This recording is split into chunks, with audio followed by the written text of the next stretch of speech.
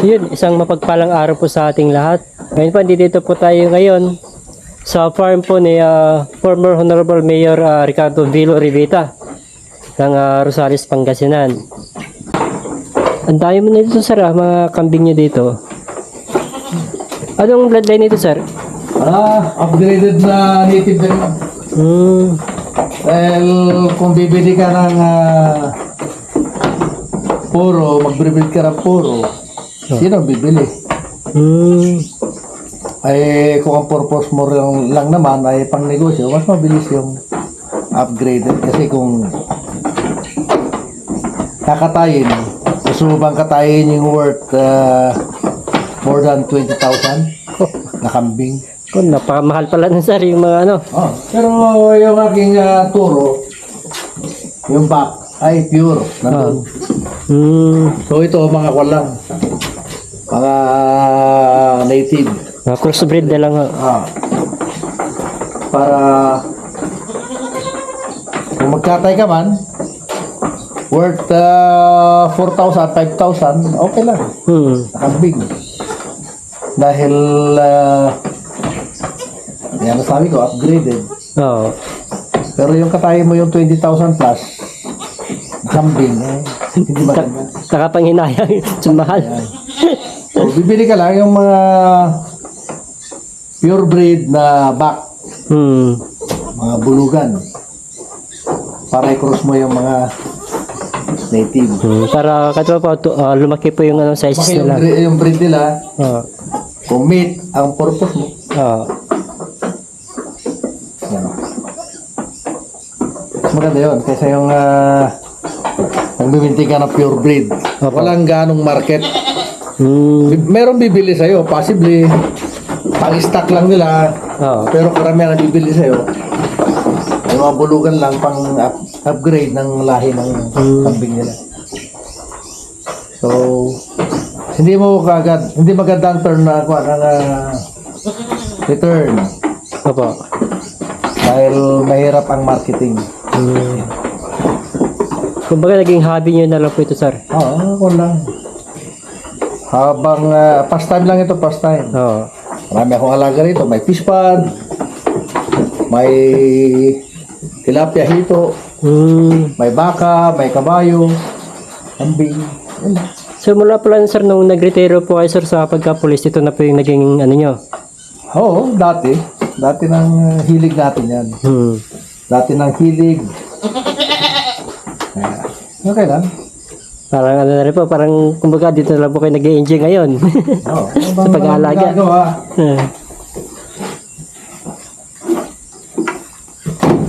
Magandang libangan.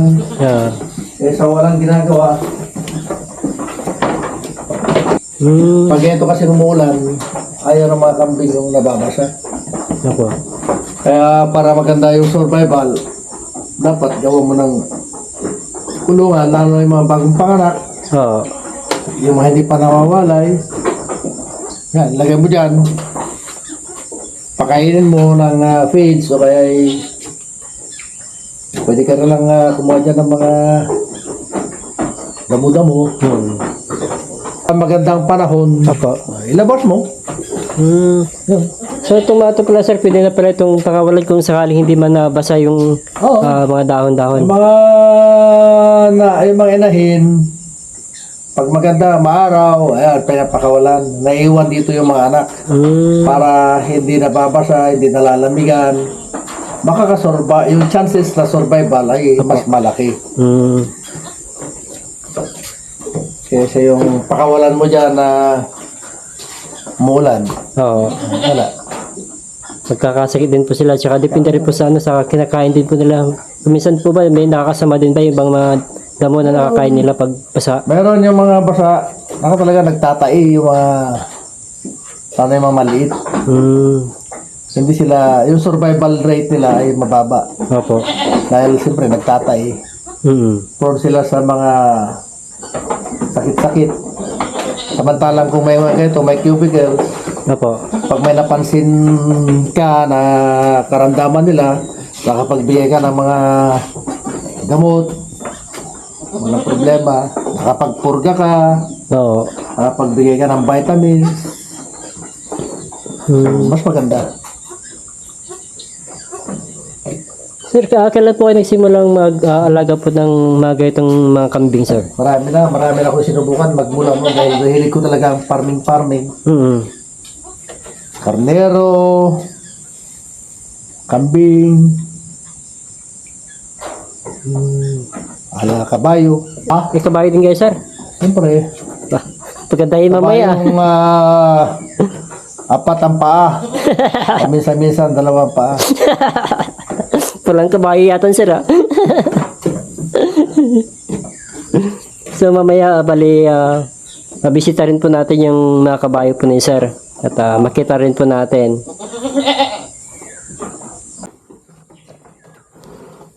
Saglit lang po nila naubos, sir, ah. Mahilig gusto. Meron yung mga iba ayaw. Gusto ng kambing. Malinis yan na ayaw nila yung pagkain nila na naiihian, naiidumihan. Hindi nila babalikan yan. Kaya nga nakita ko rin pag nagtanim ka halimbawa ng mga halaman dyan at inuubos ng kambing. Opo.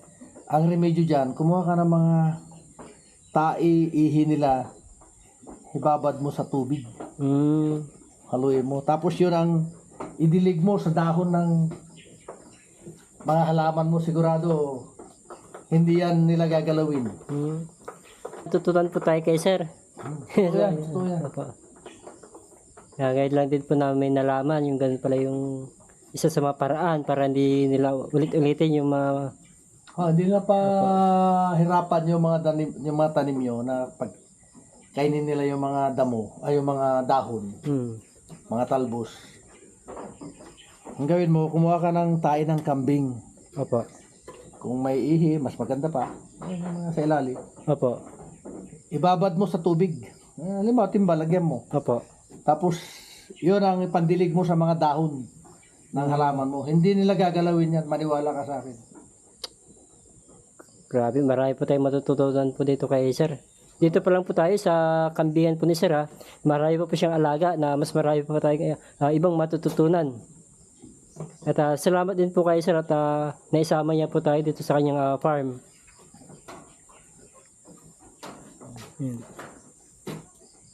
Totoo yan. Ito ang kagandahan pagka may mga cubicles na ganito. Opo. Malaki yung chances na survival rate nila dahil pag pinaghalo-halo mo kasi dyan, Opo. yung mga maliit,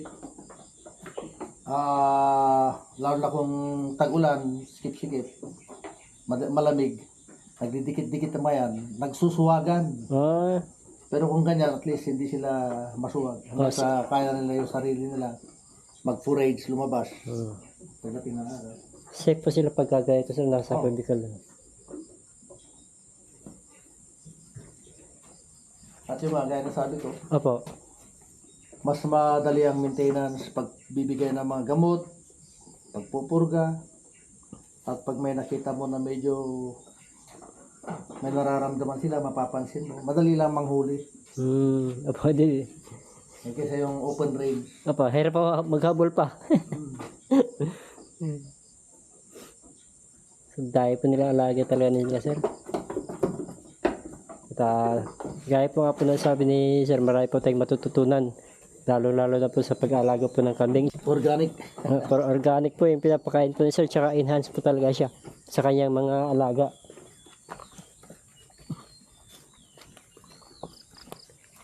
Anong bundok ito sir? Mount Balongaw. Sa Rosales side. Ayun. Yun. Ayan. May molasses. Ay, molasses pala ito sir.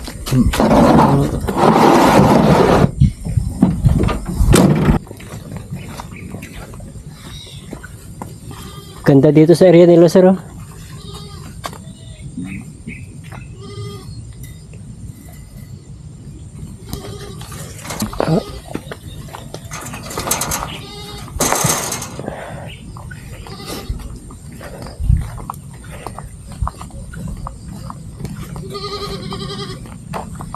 Yun. Ha? May mga kambing pala di si sir dito. Ang dami.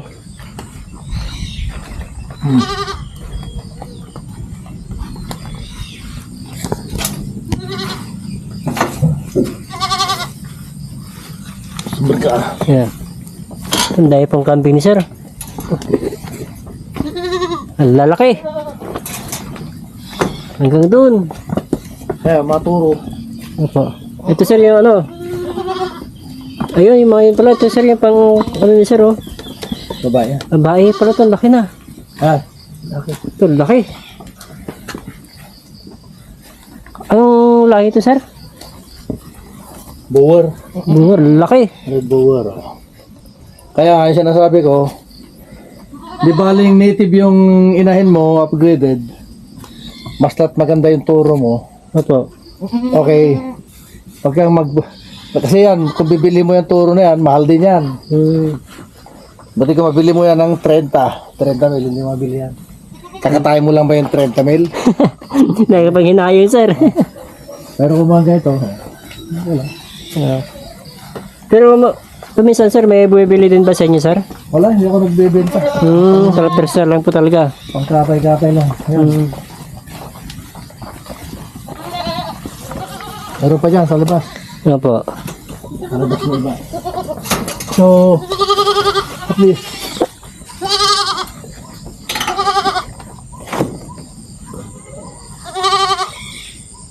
May nakawala pa sir.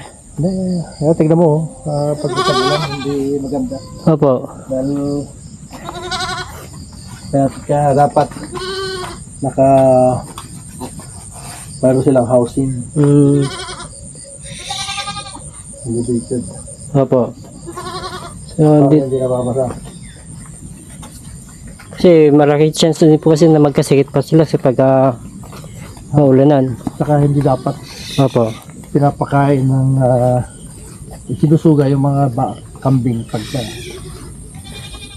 umaga na basa pa yung mga kwan.